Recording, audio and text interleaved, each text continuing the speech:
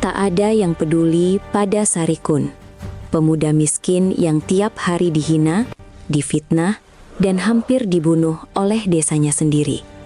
Namun hidupnya berubah ketika ia tersesat ke alas roban dan bertemu sosok misterius, Ratu Siluman Ular berparas jelita yang justru jatuh hati padanya. Saat Sarikun menghamilinya, desa panik, kutukan bangkit, dan takdir keduanya pun terbalik. Tapi, benarkah cinta manusia dan siluman bisa bertahan? Sebelum video ini dilanjutkan, saya mohon keikhlasan sahabat semua untuk like dan subscribe. Saya doakan Anda semua sehat selalu, panjang umur, dan dilancarkan rezekinya. Baiklah, kita mulai saja ceritanya.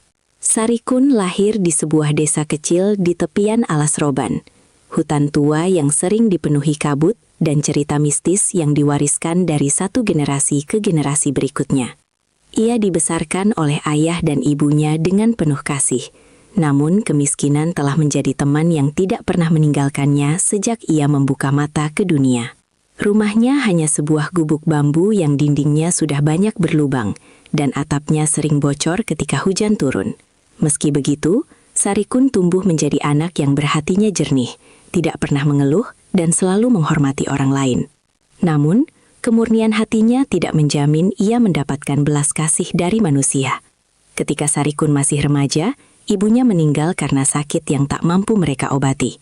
Hanya beberapa bulan setelahnya, ayahnya menyusul, meninggalkan Sarikun benar-benar sendirian. Sejak itu, hidupnya bagaikan perahu kecil terombang-ambing tanpa arah di tengah badai. Setiap hari ia harus bangun sebelum matahari muncul, bekerja sebagai buruh serabutan, kadang memikul karung hasil panen, kadang membersihkan kandang ternak, kadang juga membantu memperbaiki rumah warga. Upahnya kecil, seringkali tidak sebanding dengan tenaga yang ia keluarkan. Meski bekerja tanpa kenal lelah, Sarikun tetap menjadi sasaran hinaan. Di desa itu, nasib seseorang sering diukur dari seberapa besar tanah yang ia miliki. Karena Sarikun tak punya apapun, banyak orang menganggapnya tidak berharga. Anak-anak sering mencemoohnya ketika ia lewat, memanggilnya Sarikun si pengemis. Para ibu rumah tangga membisikkan kabar tidak benar saat ia melintas, seakan Sarikun adalah pertanda sial yang harus dijauhi. Bahkan beberapa orang dewasa memperlakukannya seperti beban masyarakat, padahal Sarikun tidak pernah merugikan siapapun. Di antara orang-orang yang paling membencinya adalah 3 pemuda kaya desa, Sarpan, Wira, dan Bagus. Mereka iri pada ketekunan Sarikun dan diam-diam merasa tersaingi jika ada gadis desa yang memuji kebaikan hatinya. Mereka sering memanfaatkan kondisi Sarikun yang sendirian tanpa pelindung. Jika panen warga hilang, mereka menyebarkan fitnah bahwa Sarikun pasti dalangnya. Jika ada perselisihan kecil antar pemuda, mereka akan memutar cerita sehingga Sarikun tampak bersalah. Dan karena Sarikun tidak memiliki siapapun yang membelanya, warga mudah sekali percaya. Pada suatu sore yang menyedihkan, Sarikun kembali difitnah oleh ketiga pemuda itu. Mereka mengaku melihat Sarikun mencuri beberapa ikat padi di lumbung desa. Padahal saat kejadian itu, Sarikun sedang bekerja mengangkut kayu ajudan kepala desa. Namun karena tidak ada saksi yang mau membelanya, Sarikun kembali menjadi kambing hitam. Ia diusir dari pekerjaannya saat itu juga. Dan kepala desa menatapnya dengan jijik, seolah Sarikun adalah hama yang harus disingkirkan. Sarikun pulang ke gubuknya dengan bahu tertunduk. Ia merasa dunia tidak lagi memberinya tempat untuk bernapas. Saat malam tiba dan hujan turun deras, Sarikun duduk sendirian di sudut rumah, memeluk lututnya. Setiap tetes hujan yang menembus atap bocor terasa seperti ejekan dari langit. Udara malam semakin dingin, namun hatinya lebih dingin lagi. Ia mencoba memejamkan mata, tetapi air mata terus mengalir. Apakah aku memang terlahir hanya untuk disakiti? Gumamnya dengan suara patah. Hari-hari berikutnya tak jauh berbeda. Sebagian besar orang desa mulai menjauh darinya. Ada yang menutup pintu ketika ia lewat. Ada pula yang menatapnya dengan kecurigaan, seolah ia penjahat besar. Satu-satunya tempat yang memberinya sedikit ketenangan adalah tepi alas roban, hutan sunyi yang dipenuhi pepohonan raksasa. banyak orang menghindari hutan itu karena dipercaya dihuni makhluk halus dan siluman. Tapi bagi Sarikun, justru hutan itulah satu-satunya tempat di mana ia tidak dihina. Pohon-pohon tidak mencemooh, angin tidak memfitnah. Sunyi tidak menyakitinya. Setiap sore, setelah bekerja mengemis upah kecil dari pekerjaan yang semakin jarang, Sarikun pergi ke pinggir alas roban dan duduk di batu besar yang tertutup lumut. Ia menatap langit yang mulai memerah senja sambil menghela napas panjang. Beberapa kali ia memandang dalam ke arah barisan pepohonan yang gelap dan misterius itu, seperti memanggil sesuatu, atau berharap sesuatu akan memanggilnya kembali.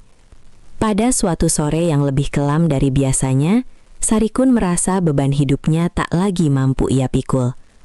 Dada dan pikirannya terasa penuh, seperti ruang kecil yang tak dapat menampung semua luka dan penghinaan yang terus menumpuk. Ia memejamkan mata dan menangis tanpa suara. Tangannya terkepal erat, tubuhnya bergetar menahan perasaan putus asa yang ingin meledak. Hatinya berteriak minta pembebasan. Untuk pertama kalinya dalam hidup, Sarikun mengarahkan pandangannya ke dalam hutan yang gelap itu, seolah ingin melarikan diri selamanya. Angin malam berhembus lebih kuat, membuat pepohonan bergoyang dan menghasilkan suara gemerisik yang menyeramkan. Namun suara itu tidak membuat Sarikun takut, justru memberi ketenangan aneh padanya, seolah hutan itu memanggil atau mendengarkan. Sarikun berlutut di tanah, air mata jatuh membasahi rumput. Dengan suara retak penuh luka ia berdoa, "Tuhan, jika hidupku memang tidak ada gunanya, tunjukkan aku alasan untuk bertahan. Satu saja, sebelum aku benar-benar hilang dari dunia ini." Kalimat itu meluncur begitu saja, jujur, dalam, dan memecah keheningan senja. Ia tidak tahu bahwa doa itu, yang lahir dari hati paling rapuhnya, akan membuka pintu takdir yang sama sekali tidak pernah ia bayangkan. Bahwa alas roban, yang selama ini hanya menjadi tempat melarikan diri, justru menyimpan sesuatu atau seseorang yang telah memperhatikannya dari kejauhan. Bahwa pada malam itu, untuk pertama kalinya dalam sejarah hidupnya, nasib Sarikun mulai bergerak perlahan menuju sesuatu yang lebih besar, lebih indah, namun juga lebih berbahaya. Dan perubahan itu dimulai dengan seberkas cahaya hijau yang menyala dari dalam hutan, tepat ketika matahari tenggelam sepenuhnya. Sebuah cahaya yang tidak seharusnya ada di hutan gelap seperti alas roban. Sebuah cahaya yang kelak akan mempertemukan Sarikun dengan sosok yang akan mengubah seluruh hidupnya. Sosok cantik berbahaya, penguasa hutan tersembunyi, ratu siluman ular alas roban. Cahaya hijau yang muncul di antara pepohonan itu begitu mencolok, seakan menembus kegelapan malam yang mulai turun. Sarikun memandangnya tanpa berkedip. Cahaya itu bukan cahaya lentera, bukan juga pantulan api. Warnanya terlalu lembut, dan sekaligus terlalu kuat, seperti sinar yang memiliki nyawa. Jantung Sarikun berdetak lebih cepat, bukan karena ketakutan, tetapi karena rasa penasaran yang tiba-tiba tumbuh liar. Angin malam bertiup, membawa aroma tanah basah dan wangi bunga hutan yang samar. Suasana hening, hanya suara serangga yang berdecit pelan. Sarikun berdiri perlahan. Rasa lelah dan putus asa yang tadi menekannya seakan tersingkirkan oleh rasa ingin tahu yang tak bisa ia jelaskan. Seolah ada kekuatan yang lembut namun tegas memanggilnya masuk ke dalam hutan. Tanpa sadar, kakinya mulai melangkah. 1 langkah, 2 langkah, dan akhirnya ia masuk menembus batas alas roban, tempat yang selama ini ditakuti oleh warga desa. Di dalam hutan, udara terasa lebih dingin dan segar. Cahaya bulan hanya sedikit menembus sela daun, membuat bayangan pepohonan tampak seperti sosok-sosok tinggi yang mengawasinya. Namun cahaya hijau itu terus berdenyut lembut, semakin dalam ke arah jantung hutan, memandunya seperti lentera roh. "Siapa yang memanggilku?" bisik Sarikun lirih. Tentu saja tidak ada jawaban. Hutan tetap sunyi, tetapi Sarikun merasakan sesuatu. Perasaan seperti sedang diawasi, namun bukan dalam arti buruk. Lebih seperti perhatian, Atau rasa iba?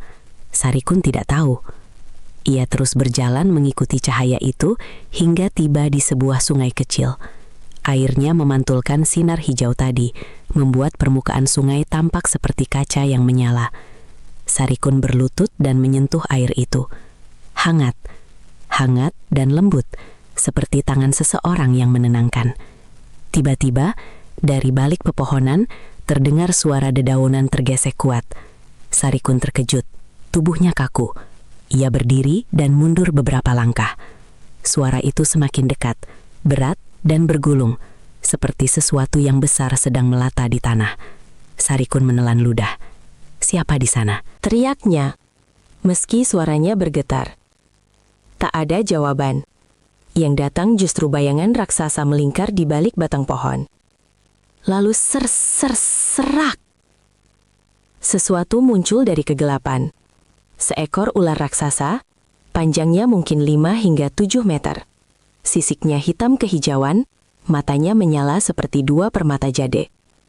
Ular itu mengangkat sebagian tubuhnya, menatap Sarikun seperti sedang mengukur keberaniannya. Tubuhnya besar namun gerakannya anggun, seolah ia bukan sekadar binatang liar. Sarikun membeku, napasnya tercekat. Ia tahu melarikan diri tidak mungkin. Kakinya gemetaran, tetapi anehnya, tidak ada rasa ingin menjerit.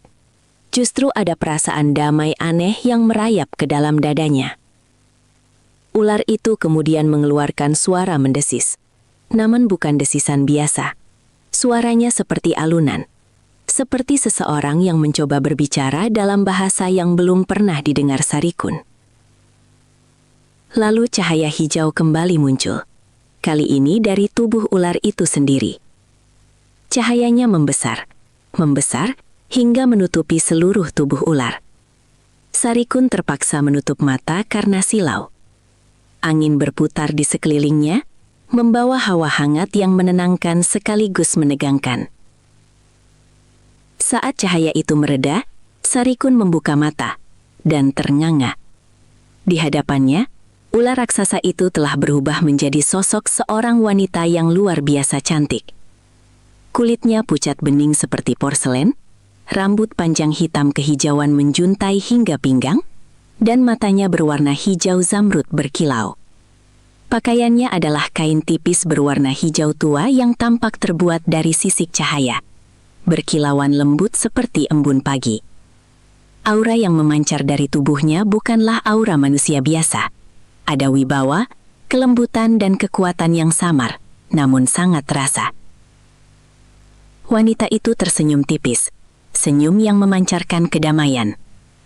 "Aku tidak ingin menakutimu, Sarikun," ucapnya dengan suara lembut yang bergema pelan di antara pepohonan. Sarikun tersentak. Bagaimana Anda tahu nama saya?" tanyanya dengan tubuh yang masih bergetar. Wanita itu melangkah mendekat dengan gerakan ringan, seakan tak menyentuh tanah sama sekali. "Aku telah memperhatikanmu sejak lama," jawabnya. "Setiap sore kau duduk di tepi hutan ini, membawa kesedihan yang terlalu berat untuk dipikul seorang anak manusia." Sarikun menunduk. Untuk pertama kalinya, seseorang memperhatikan luka batinnya. "Aku adalah Nagasari, Ratu Siluman Ular penjaga alas roban. Aku bukan musuhmu." Ia mengangkat tangannya. Cahaya hijau lembut menyelimuti Sarikun, membuat tubuhnya hangat dan damai. Sarikun merasakan beban di dadanya berkurang. Rasa sakit, luka, penghinaan, semua seperti memudar. Ia memandang Nagasari dengan mata basah. Kenapa Anda memperhatikan saya? Siapa saya bagi Anda? Saya hanya orang miskin yang tidak berguna." Nagasari menggeleng pelan. "Kau bukan orang yang tidak berguna, Sarikun. Kau memiliki hati yang bersih. Hati yang tetap lembut meski dunia terus menyakitimu." Tatapannya berubah lebih lembut. "Hati sepertimu sangat langka." Sarikun tidak tahu harus berkata apa. Ada perasaan hangat yang baru pertama kali ia rasakan. Seperti diterima, seperti dihargai.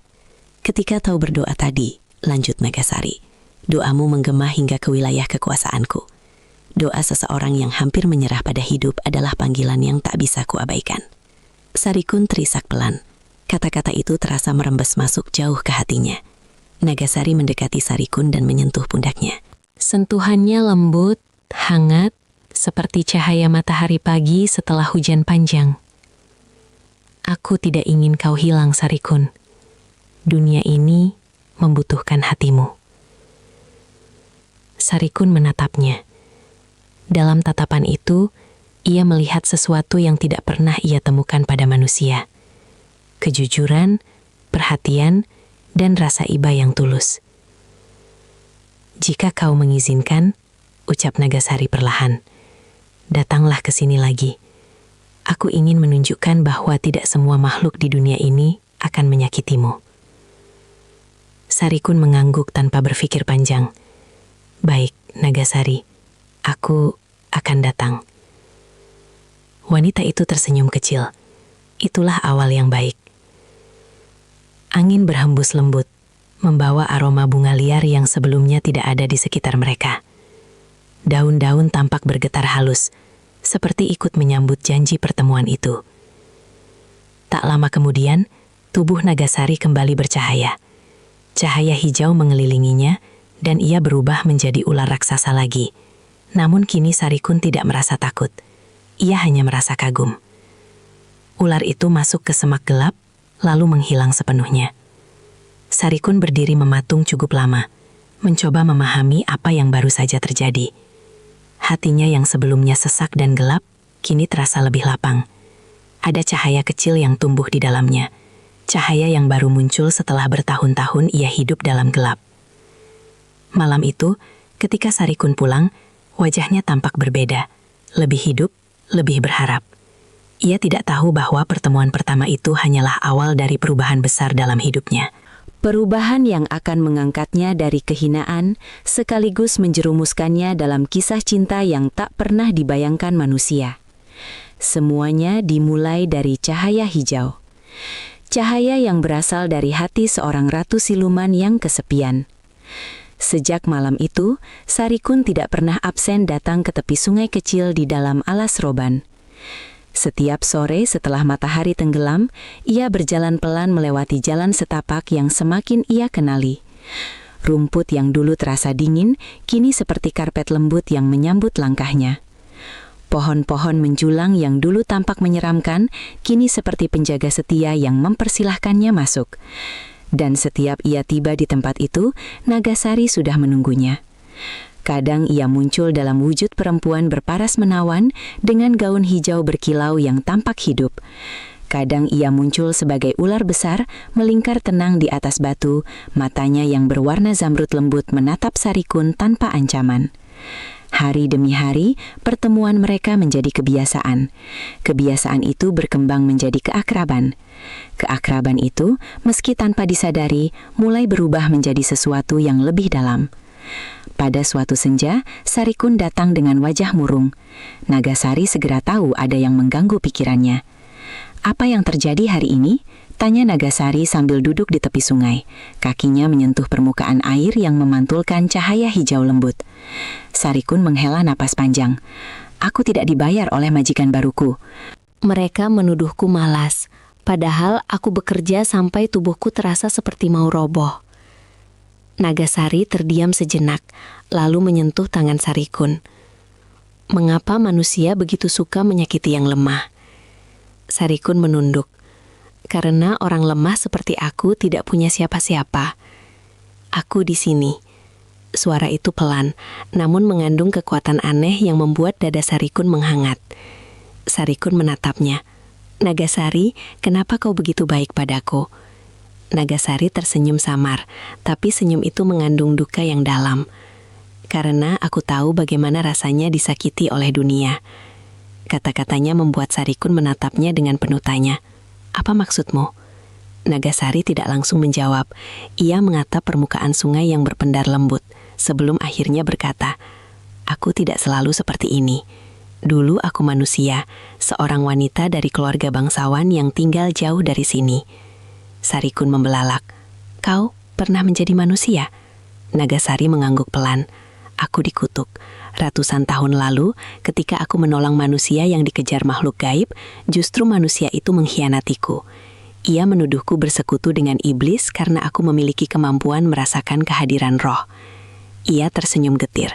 Ketakutan manusia membuat mereka kecanduan fitnah. Bahkan mereka memfitnah penyelamatnya sendiri. Sarikun menggigit bibir. Cerita itu terdengar sangat familiar. Lalu, apa yang terjadi padamu? Tanya Sarikun lirih. Nagasari menutup mata sejenak. Ketika ia membuka mata, cahaya hijau terlihat lebih intens di bola matanya.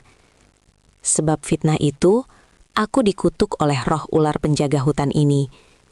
Ia menawarkan dua pilihan, mati sebagai manusia atau hidup abadi sebagai penjaga alas roban.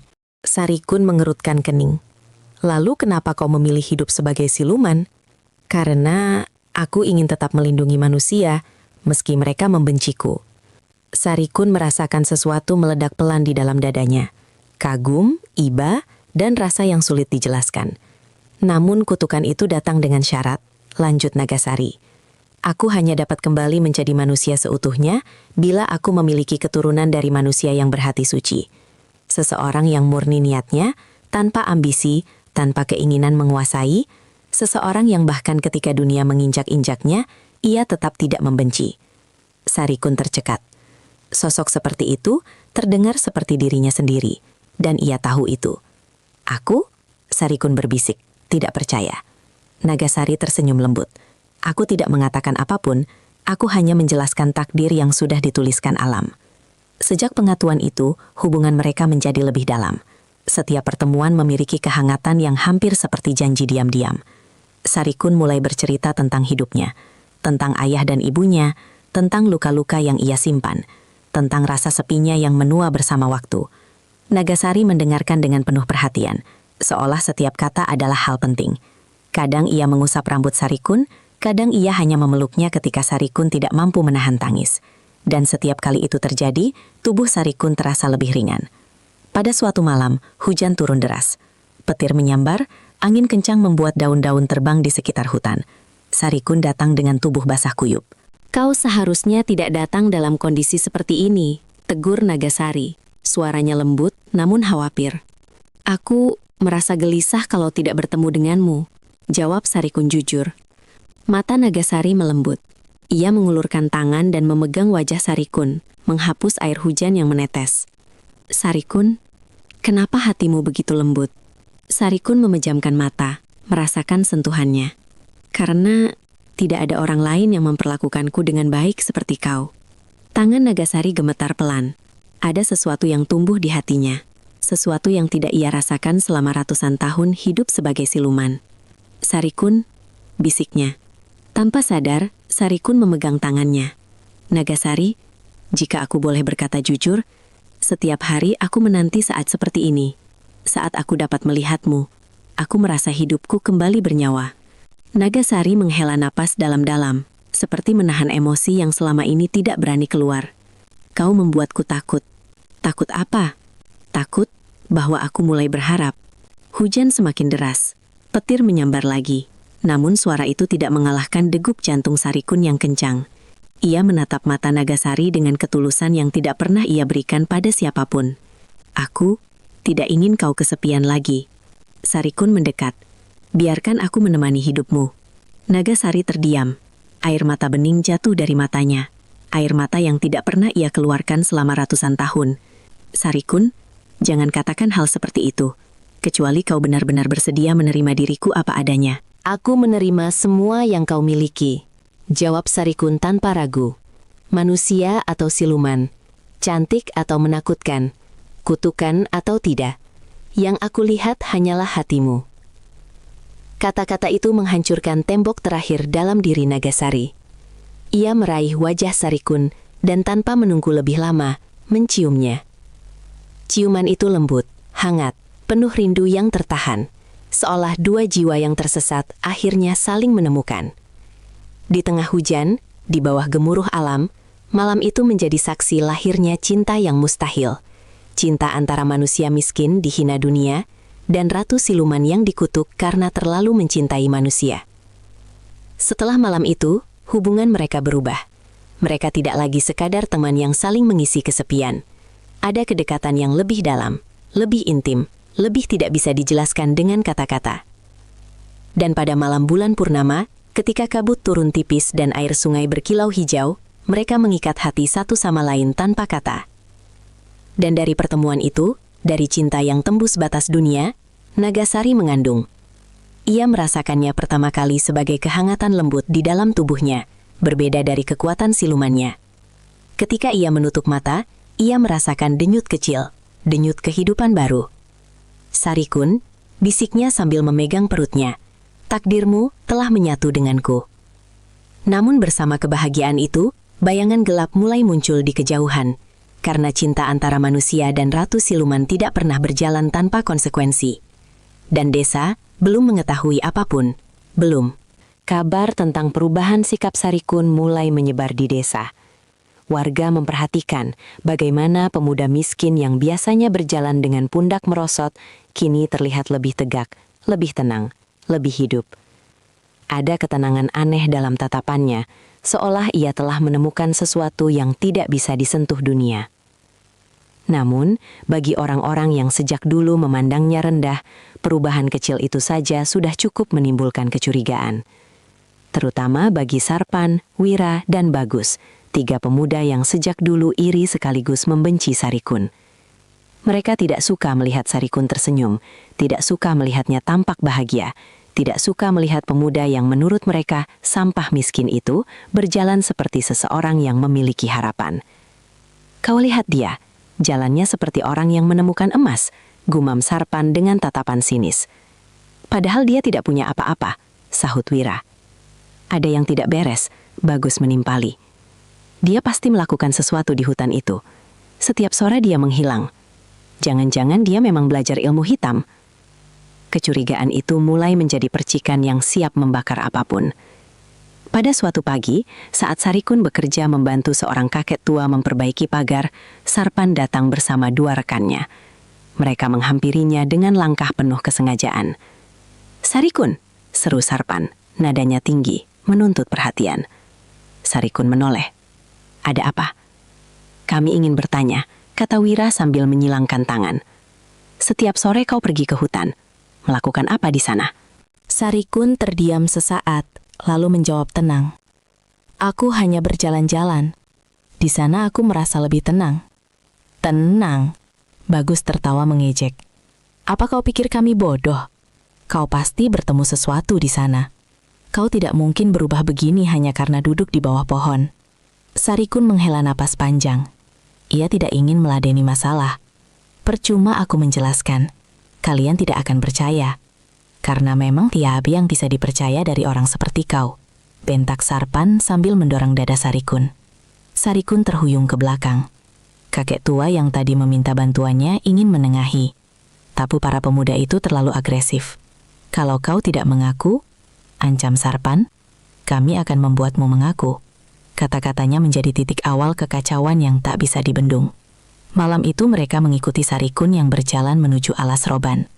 Dari balik pepohonan mereka mengintai, dan tak lama kemudian melihat cahaya hijau yang bersinar dari kejauhan. "Lihat, apa itu?" bisik Wira dengan panik. "Benarkan dugaan kita?" gumam Bagus. Sarikun punya hubungan dengan makhluk hutan. Ketika Sarikun bertemu Nagasari, cahaya lembut menyinari wajah mereka. Nagasari tersenyum, menyentuh pipi Sarikun, dan mengusap lembut perutnya sendiri, pertanda kehidupan yang mulai tumbuh.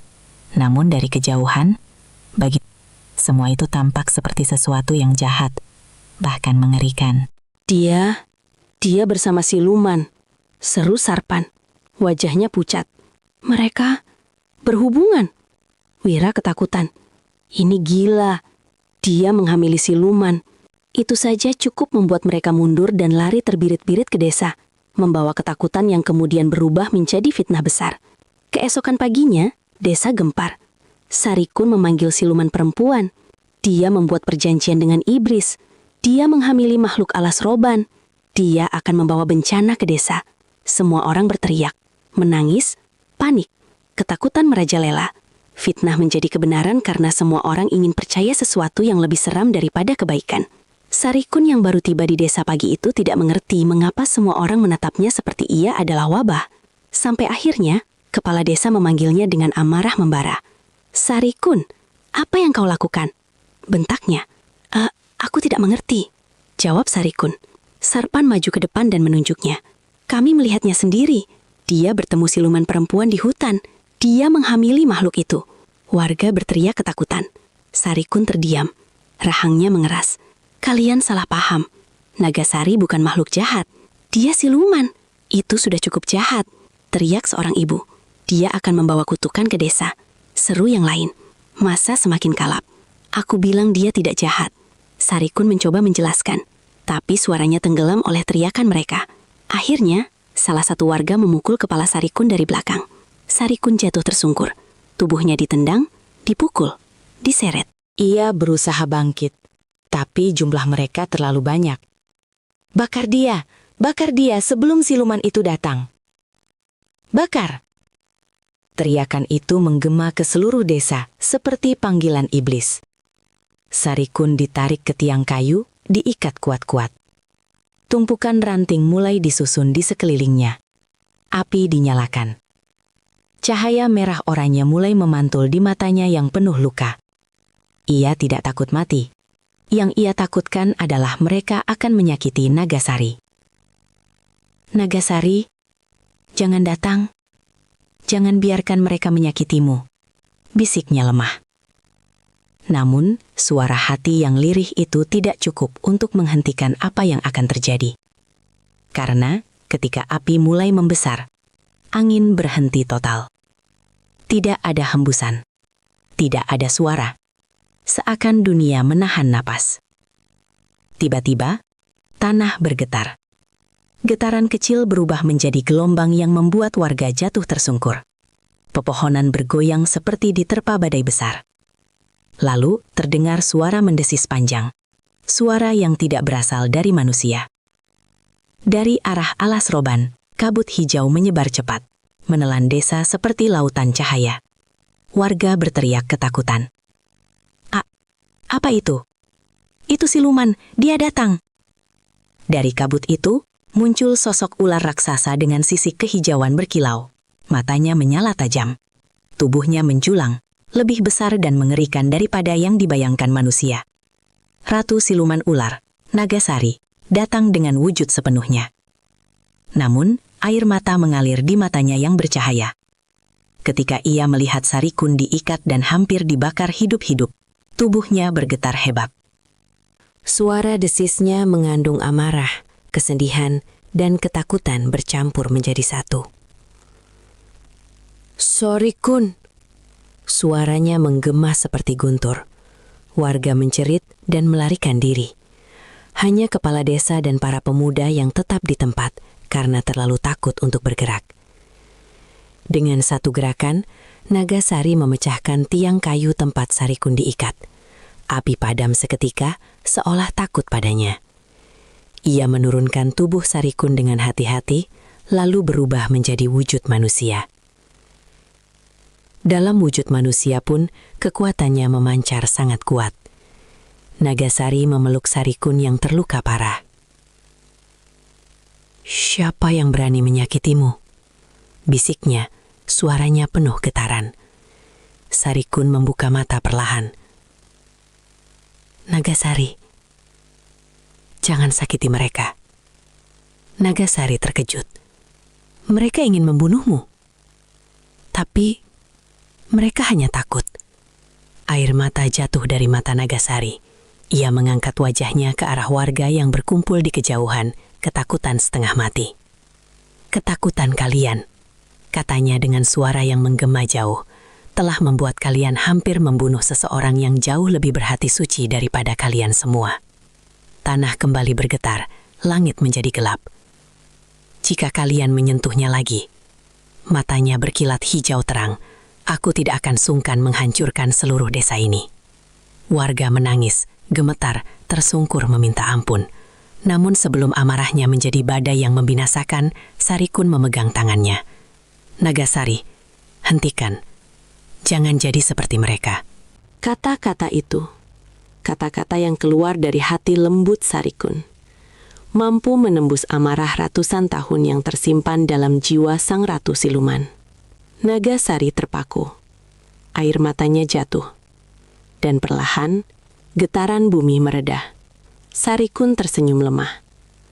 Kau lebih baik dari mereka. Jangan biarkan kebencian mengubahmu. Nagasari memeluknya erat, menangis dalam diam. Namun meski amarahnya mereda, konsekuensi dari apa yang terjadi pada malam itu baru saja dimulai. Karena Sarikun terluka parah, dan Nagasari semakin kesulitan menahan perubahan besar yang terjadi dalam tubuhnya. Karena bayi setengah siluman dalam kandungannya mulai menunjukkan kekuatan. Takdir yang mereka coba hindari, kini sudah di depan mata. Setelah amukan Nagasari mereda, desa jatuh dalam keheningan yang mengerikan. Tidak ada yang berani bersuara. Tidak ada yang bergerak. Hanya suara napas Sarikun yang terengah-engah, dan isak pelan Nagasari yang memeluknya erat. Dua suara yang menjadi pusat dunia malam itu. Nagasari membawa Sarikun kembali ke dalam alas roban. Ia berjalan pelan, namun penuh tekad. Seolah tanah sendiri membuka jalan untuknya. Di dalam hutan, kabut hijau menyingkir memberi ruang. Pepohonan bergoyang lembut, seakan mengikuti langkah sang ratu. Di sebuah tempat tersembunyi, ada gua kecil dengan kolam air jernih yang memancarkan cahaya lembut. Tempat itu adalah pusat kekuatan alas roban. Ruang yang hanya diketahui makhluk penjaga hutan. Nagasari menurunkan Sarikun perlahan di tepi kolam. Tubuh pemuda itu penuh luka. Memar membiru, goresan berdarah, dan bekas pukulan yang membuatnya sulit bernafas. Namun ia masih membuka mata, meski samar. Nagasari, kau membawa aku kemana? Bisiknya lemah. Tempat teraman, jawab Nagasari dengan suara bergetar. Tempat di mana manusia yang kucintai tidak akan disentuh kebencian lagi. Sarikun tersenyum pucat. Aku tidak ingin kau melukai dirimu untukku. Nagasari mengusap rambutnya. Aku tidak melukai diriku. Yang menyakitiku adalah melihatmu seperti ini. Air mata jatuh di pipinya, menyatu dengan kilau hijau dari kolam. Nagasari mengangkat kedua tangannya. Cahaya dari kolam mulai berputar, naik ke udara, membentuk spiral seperti tarian cahaya. Energi itu menyelimuti tubuh Sarikun. Luka-lukanya mulai menutup perlahan, meski rasa sakitnya masih terasa kuat. Namun saat proses penyembuhan berlangsung, tubuh Nagasari tiba-tiba bergetar hebat. Ia meraih perutnya, ada denyutan kuat, lebih kuat dari sebelumnya. Ia menunduk menahan sakit. Sarikun kaget. Nagasari, apa yang terjadi? Nagasari menggigit bibir, mencoba tetap tenang. Anak kita sudah berkembang sangat cepat. Kekuatan silumannya semakin tidak dapat kutahan. Sarikun mencoba bangun, namun tubuhnya terlalu lemah. Apa itu membahayakanmu? Nagasari tidak menjawab, dan itulah jawaban paling menakutkan. Selama beberapa minggu berikutnya, Sarikun dirawat di tempat rahasia itu. Luka-lukanya sembuh perlahan, namun hati Nagasari semakin gelisah. Kehamilannya berkembang 2 kali lebih cepat dari manusia. Di usia 2 bulan, ia tampak seperti wanita yang mengandung 6 bulan. Dan setiap malam, kekuatan bayi itu memancar kuat. Kadang membuat air kolam bergejolak, kadang membuat langit di atas alas roban mengeluarkan kilatan hijau. Sarikun memandang Nagasari dengan kegelisahan yang tak dapat disembunyikan. Semakin hari, wajah sang ratu terlihat pucat, seolah energi hidupnya tersedot sedikit demi sedikit. Nagasari, apakah tubuhmu mampu menahan semua ini? Pertanyaan itu keluar dengan suara terputus-putus. Nagasari tersenyum kecil, namun matanya menyimpan kebenaran pahit. Setiap kehidupan baru membutuhkan pengorbanan. Sarikun menggenggam tangannya. Aku tidak mau kehilanganmu. Kau tidak akan kehilanganku, jawabnya lembut. Tapi dunia mungkin akan berubah karenanya. Suatu malam, ketika bulan purnama menggantung tepat di atas hutan, cahaya hijau menyelimuti gua tempat mereka berlindung. Nagasari terbangun dengan napas terengah, tangan kirinya meraih batu, sementara tangan kanannya memegang perutnya. Har, Sono, suaranya melemah, pecah. Sarikun langsung duduk, meski tubuhnya masih belum sepenuhnya kuat. Nagasari, aku akan melahirkan.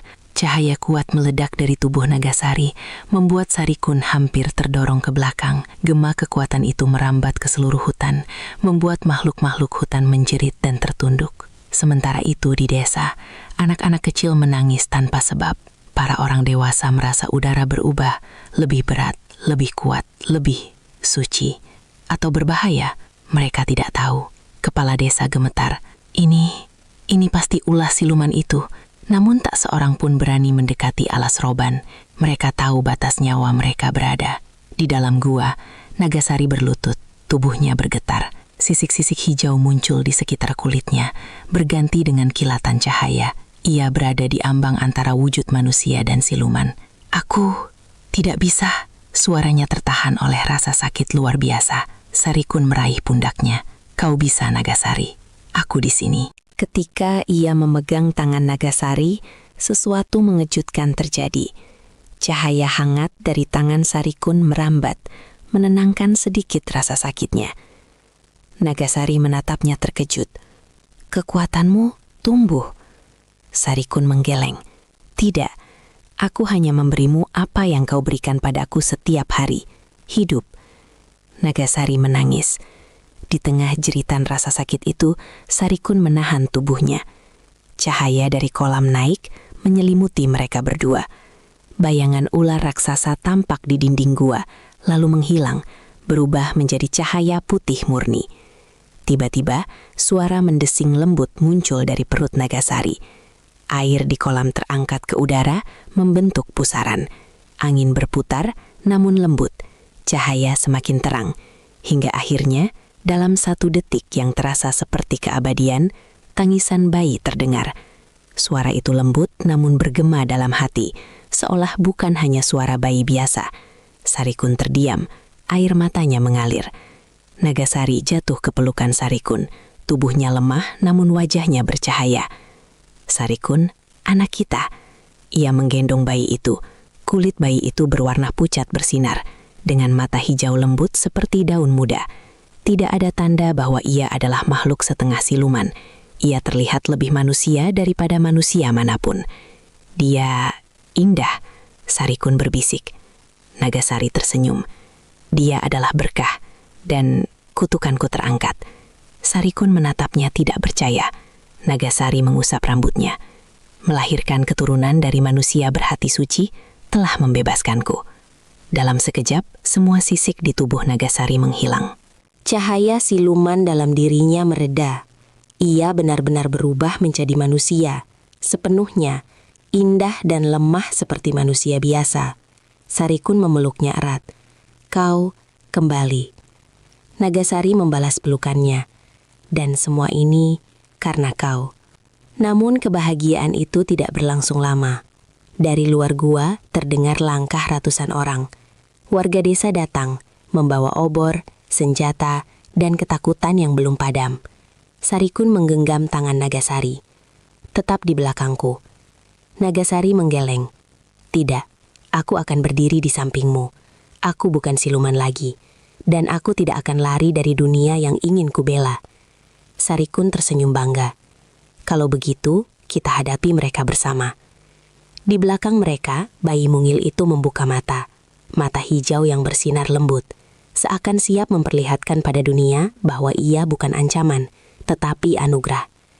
Malam itu, di ambang konfrontasi besar, cinta Sarikun dan Nagasari baru saja melahirkan sesuatu yang mampu mengubah nasib seluruh desa.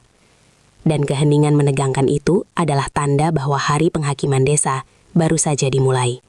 Suasana di depan gua alas roban malam itu tegang. Obor-obor warga berkedip ditiup angin. Sinarnya menari di wajah orang-orang yang dipenuhi kecemasan, ketakutan, dan rasa bersalah yang mulai tumbuh setelah kejadian semalam. Mereka datang berbondong-bondong, berharap dapat memaksa Sarikun keluar atau memastikan siluman yang mereka takuti telah musnah. Namun yang keluar bukan siluman, bukan ancaman, bukan makhluk gaib seperti bayangan pikiran mereka. Yang melangkah keluar adalah Sarikun, berdiri tegak, menggendong bayi kecil bersinar lembut, diikuti seorang wanita cantik berbalut kain hijau keemasan yang pancaran auranya melebihi rembulan. Nagasari sudah sepenuhnya menjadi manusia. Kulitnya cerah, matanya bening, rambutnya hitam jatuh indah. Tidak ada lagi sisik, tidak ada cahaya mistis yang menakutkan. Yang tersisa hanyalah keanggunan. Warga tertegun. Beberapa orang berbisik. Sebagian menunduk dalam ketakutan, tetapi juga kebingungan. Kepala desa maju perlahan. Sarikun, apa yang terjadi padamu? Sarikun memandang mereka satu persatu. Tatapannya tidak mengandung dendam, hanya ketenangan. Bayi di gendongannya menggeliat pelan, membuat beberapa warga berseru kecil. Takut sekaligus kagum karena bayi itu tampak bercahaya lembut. Ini anakku, kata Sarikun dengan suara mantap. Dan ini istriku, Nagasari. Warga bergemuruh. Istri? Dia siluman. Tidak, lihatlah, dia manusia. Bagaimana mungkin? Nagasari maju satu langkah. Aku memang pernah menjadi penjaga alas roban. Tetapi sekarang aku bebas dari kutukan. Aku manusia, sama seperti kalian. Sarpan, Wira, dan Bagus gemetar. Wajah mereka pucat. Bukan hanya karena terkejut, tapi karena penyesalan mulai menggerogoti hati mereka. Sarikun melanjutkan, apa yang kalian lakukan padaku malam itu hampir merenggut nyawaku, tetapi aku tidak ingin membalas dendam. Kepala desa tertunduk. Sarikun, kami ketakutan. Kami salah. Tapi aku memaafkan kalian, kata Sarikun lembut. Nagasari menatapnya dengan mata berkaca-kaca. Tidak peduli ia telah hidup ratusan tahun, tidak ada yang lebih menyentuh hati dibandingkan manusia berhati suci yang tetap memilih kebaikan setelah dihancurkan. Sarikun mengangkat bayinya tinggi, memperlihatkannya kepada seluruh warga. Anak ini bukan bencana, dia akan menjadi berkah untuk desa ini. Dan entah karena kata-kata itu, atau karena sesuatu yang lebih besar, tanah di bawah kaki mereka tiba-tiba bergetar lembut. Akar-akar pohon muncul dari dalam tanah, membawa butiran-butiran air jernih. Tanaman liar di sekitar mereka tumbuh cepat, mengeluarkan tunas baru. Ini, apa yang terjadi? Tanya warga panik. Nagasari tersenyum.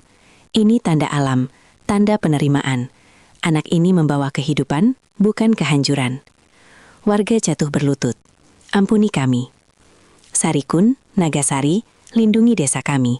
Jangan tinggalkan kami. Sarikun terdiam sejenak, lalu ia mengangguk.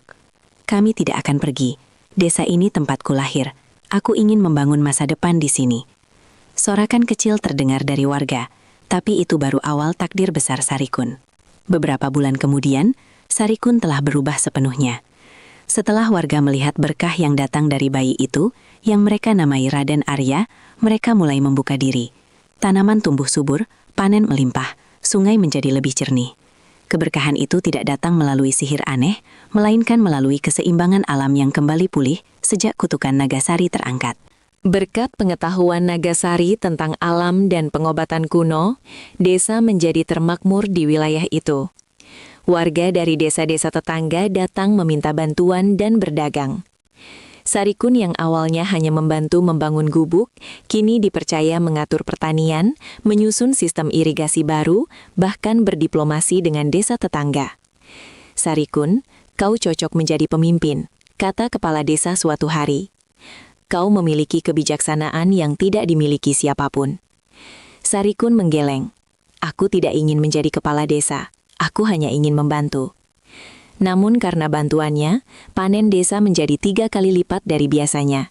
Beras, sayur, dan rempah melimpah. Mereka menjualnya ke pasar besar dan mendapatkan keuntungan luar biasa. Sarikun mendapat bagian besar sebagai bentuk ucapan terima kasih. Lambat laun, harta itu terus bertambah. Ia yang dulu tidak memiliki apapun, kini hidup berkecukupan. Ia memperbaiki rumahnya, tidak menjadi istana, tetapi rumah kayu kokoh dengan halaman luas, dipenuhi bunga dan pohon buah. Orang-orang datang setiap hari untuk meminta nasihat. Namun meski kini kaya, Sarikun tidak berubah. Ia tetap rendah hati, tetap lembut, tetap mencintai desanya.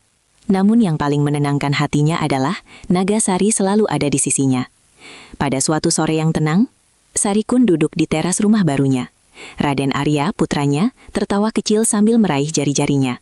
Mata bayi itu bersinar hijau lembut, namun tidak lagi segelap dulu, karena ia semakin terlihat seperti manusia biasa. Kekuatan dalam dirinya telah menyatu, menjadi bagian dari cahaya hidupnya. Nagasari datang membawa minuman hangat. Rambutnya berkibar pelan ditiup angin sore. Wajahnya bahagia, damai, berbeda jauh dari sosok misterius pertama kali Sarikun temui. "Kau terlihat lelah," kata Nagasari sambil duduk di sampingnya. "Lelah, tapi bahagia," jawab Sarikun sambil tersenyum. "Dulu aku bahkan tidak berani membayangkan hidup seperti ini." Nagasari menyandarkan kepala di bahunya. "Aku pun tidak. Aku pikir aku akan selamanya menjadi siluman yang menjaga hutan, sendirian dalam kesunyian. Tapi kau memecahkan kutukan itu." Sarikun menggenggam tangan istrinya. "Kau menyelamatkanku dulu, mengangkatku saat semua orang meremehkanku. Kau yang membuatku merasa aku berharga." Nagasari tersenyum lembut. "Kita menyelamatkan satu sama lain." Matahari mulai terbenam, menyinari desa dengan cahaya keemasan. Anak-anak bermain di kejauhan. Para petani pulang dengan tawa hangat. Tidak ada lagi yang menghindari Sarikun. Tidak ada lagi yang menghina. Tidak ada lagi kebencian dalam mata mereka. Yang tersisa hanyalah penghormatan dan rasa terima kasih. Karena pemuda yang dulu dianggap rendah, kini menjadi harapan desa. Karena ratu siluman yang dulu ditakuti, kini menjadi pelindung manusia. Karena bayi yang dulu dianggap kutukan, kini menjadi sumber berkah. Dan Sarikun menatap keluarganya, Nagasari yang cantik dan Raden Arya yang tersenyum, lalu menutup mata, menikmati kedamaian yang dulu ia impikan setiap malam di samping sungai hutan. "Terima kasih untuk semuanya," bisiknya. Nagasari mencium keningnya. "Aku yang berterima kasih, Sarikun. Kau membuatku merasakan cinta sebagai manusia kembali." Angin sore berhembus lembut, membawa wangi bunga dari alas roban. Cahaya terakhir matahari menyentuh wajah Sarikun dan keluarganya, seperti restu alam atas kisah cinta mereka. Sarikun yang dulu dihina, kini kaya, dihormati, dicintai, dan bahagia. Dan di ujung alas roban, cahaya hijau kecil berkelip, seakan dunia mengingatkan bahwa dari kegelapan yang paling pekat, cinta yang tulus bisa melahirkan keajaiban. Tak ada yang peduli pada Sarikun.